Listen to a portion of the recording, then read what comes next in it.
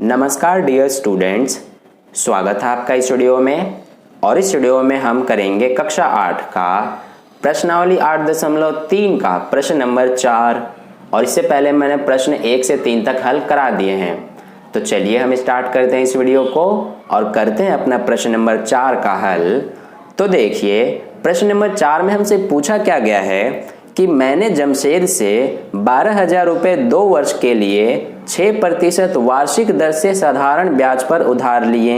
यदि मैंने यह राशि 6% वार्षिक दर से चक्रवृद्धि ब्याज पर उधार ली हुई होती तो मुझे कितनी अतिरिक्त राशि का भुगतान करना पड़ता। तो डियर स्टूडेंट्स, प्रश्न नंबर 4 हमारा बहुत ही आसान है। इसमें हमें करना क्या है, अगर मैं आपको साधारण भाषा में समझाऊं तो इसमें हमें सबसे पहले 12,000 रुपए का 2 वर्ष के लिए 6% वार्षिक दर से साधारण ब्याज निकाल लेना है, ठीक है। और इसके बाद 12,000 रुपए पर ही 2 वर्ष के लिए 6% वार्षिक दर से चक्रवृद्धि ब्याज निकाल लेना है। इसके बाद हमें पता चल जाएगा कि अगर उधार चक्रवृद्धि ब्याज पर लिया गया होता तो कितना अतिरिक्त रुपए देना पड़ता साधारण ब्याज के मुकाबले, ठीक है। तो चलिए अब हम इसका यहाँ सॉल्यूशन कर लेते हैं। देखिए, सबसे पहले यहाँ पर हमें जो मूलधन, दर और समय दिया गया है उसको यहाँ हम लिख लेंगे, ठीक है। तो हमें यहाँ पर मूलधन क्या दिया गया है, मूलधन को मैं यहाँ से P से लिख रहा हूँ क्योंकि मूलधन को ही इंग्लिश में हम प्रिंसिपल कहते हैं और प्रिंसिपल को यहाँ पर P से दिखाया गया है, ठीक है।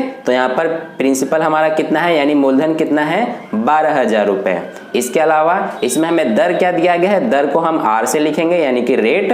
ये हमें दिया गया 6% वार्षिक, ठीक है। ये हो गया हमारा दर। और इसके अलावा हमें समय कितना दिया गया है उसको हम यहाँ N से लिखेंगे यानी नंबर ऑफ टाइम। ये हमें दिया गया है 2 वर्ष। तो ये हो गए हमारे जो हमें दिया गया है प्रश्न में।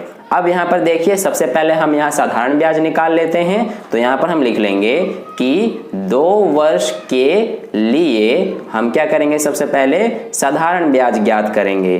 तो यहाँ पर हम लिख लेंगे कि 2 वर्ष के लिए साधारण ब्याज। अब हम साधारण ब्याज कैसे ज्ञात करते हैं आपको पता होगा, अगर आपने मेरा प्रीवियस वीडियो देखे होंगे तो साधारण ब्याज का सूत्र होता है हमारा मूलधन गुणा दर गुणा समय। मूलधन यानी P यानी प्रिंसिपल, दर यानी R यानी रेट और समय यानी कि T यानी टाइम। तो और बटे में हमारा क्या होता है, 100। तो यहाँ से हम मान रख देते हैं। ये हमारा मूलधन कितना है, 12,000। तो ये हो गया हमारा 12,000। ये गुणा दर कितना है, 6। तो ये हो गया 6 गुणा समय कितना है, 2 और बटे में क्या है हमारा 100। तो यहाँ से 2 जीरो से तो 2 जीरो कट जाएंगे, क्या बचेगा हमारे पास, 120 गुणा 6 गुणा 2। तो यहाँ पर हम 120 का 2 से गुणा करेंगे 240 आ जाएगा और 240 का 6 से गुणा करेंगे तो ये हमारा आ जाएगा 1,440 रुपए, ठीक है। तो ये आ गया हमारा 2 वर्ष का साधारण ब्याज। अब हम यहाँ पर ज्ञात कर लेते हैं 2 वर्ष का चक्रवृद्धि ब्याज। तो यहाँ पर हम लिख लेंगे कि 2 वर्ष का चक्रवृद्धि ब्याज। तो यहाँ पर हम कैसे ज्ञात करेंगे 2 वर्ष का चक्रवृद्धि ब्याज, हमें जैसा कि पता है कि चक्रवृद्धि ब्याज ज्ञात करने से पहले हमें कुल राशि ज्ञात करना होता है। और इसका सूत्र क्या होता है, A = P ब्रैकेट में 1 प्लस R बटे में 100 की घात N, ठीक है, यही सूत्र होता है। अब देखिए, यहाँ से हम सबसे पहले कुल राशि ज्ञात करेंगे और फिर कुल राशि में से हम मूलधन को घटा देंगे तो हमें पता चल जाएगा कि चक्रवृद्धि ब्याज कितना आएगा, ठीक है। तो यहाँ से देखिए, इस सूत्र पर हम मान रख देते हैं। ये हमारा हो जाएगा प्रिंसिपल यानी कि मूलधन कितना है, 12,000 रुपए। तो ये हो गया ब्रैकेट में ये 1 प्लस R यानी दर कितना है हमारा, ये है हमारा 6। तो ये हो गया 6 बटे में कितना है, 100 और इसकी घात N कितना है, 2। तो ये हमने कर दिया। अब देखिए यहाँ से, यहाँ पर ये तो हमारा हो जाएगा 12,000 और ये जो 6 बटे 100 है इसको हम 2 के पहाड़े से काट देंगे। ये 2 तिया 6 हो जाएगा और ये 50 दूना 100 हो जाएगा। तो हमारे पास क्या आया, ये जो हमारा 1 है इसको हम लिख लेंगे और ऊपर कितना है, 3 बटे में ये हमारा 50 और इसकी घात कितनी है, 2। तो ये हो गया। अब देखिए, इसको हम यहाँ से सॉल्व कर लेंगे। ये तो हो गया 12,000, इसको सॉल्व करेंगे कैसे, 50 का 1 से गुणा, 50 एकम 50 प्लस 3 कितने हो गए, 53 बटे में 50 और इसकी घात है 2। तो यहाँ से बाकी हम यहाँ पर कर लेते हैं। ये हमारा है 12,000 ब्रैकेट में 53/50 की घात 2। तो इसको हम किस प्रकार से लिखेंगे, 12,000 को तो सेम लिखेंगे, अब ब्रैकेट हटेगा तो गुणा का चिन्ह लगेगा, और इसके बाद ये 53/50 की घात 2 है, तो ये हम 53/50 को 2 बार लिखेंगे, क्योंकि जितनी बार घात होता है उतनी बार हम लिखते हैं। तो ये हमारा हो गया 53/50, 53/50 2 बार। अब यहाँ से देखिए इसको हम सॉल्व कर लेंगे। ये 1 0 से 1 0 कट जाएगा, ये 1 0 से 1 0 कट जाएगा। अब यहाँ से ये 5 एकम 5 और ये 120 5 के पहाड़े में कितनी बार में आता है, ये हमारा 24 बार में आ जाता है। ठीक है, तो ये हो गया। अब देखिए यहाँ से ये हमारा क्या है 24 गुणा ये हमारा है 53 गुणा ये है 53, जो बच गया उसको हम यहाँ पर लिख ले रहे हैं और बटे में ये 5।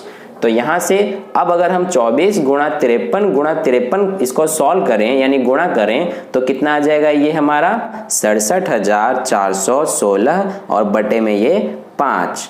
ठीक है, तो इस तरह से ये आ गया। अब देखिए अगर हम 67,416 में 5 से भाग करें तो हमारे पास कितना आ जाएगा आंसर, 13,483.20। ठीक है, तो ये तो आ गया 13,483.20 इस 5 से 67,416 में भाग देने पर, यानी कि हमारा कुल राशि यानी अमाउंट कितना आ गया 13,483.20 रुपए।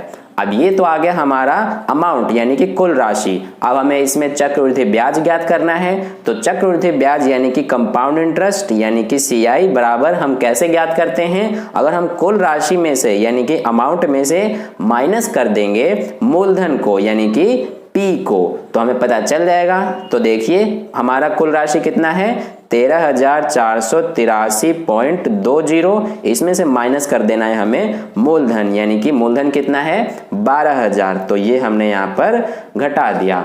तो देखिए हमें कितना प्राप्त हो जाएगा, अगर हम 13,483.20 में से 12,000 घटाएंगे तो हमें यहाँ पर 1,483.20 रुपए प्राप्त हो जाएगा। ठीक है, तो ये तो आ गया हमारा चक्रवृद्धि ब्याज। अब ये हमने यहाँ पर साधारण ब्याज ज्ञात कर लिया और ये हमने यहाँ चक्रवृद्धि ब्याज ज्ञात कर लिया। अब हमें क्या बताना है कि अगर चक्रवृद्धि ब्याज के हिसाब से उधार लिया गया होता तो कितना अतिरिक्त भुगतान करना पड़ता, तो इसको हम यहाँ पर बता देते हैं। हम कैसे बताएंगे ये, हम 1,483.20 में से ये 1,440 को घटा देंगे। तो यहाँ पर हम सबसे पहले लिख लेंगे जो हमसे पूछा गया है। हमसे क्या पूछा गया है कि कितनी अतिरिक्त राशि का भुगतान करना होता, तो यहाँ पर हम लिख लेंगे जितनी अतिरिक्त राशि का भुगतान करना होता।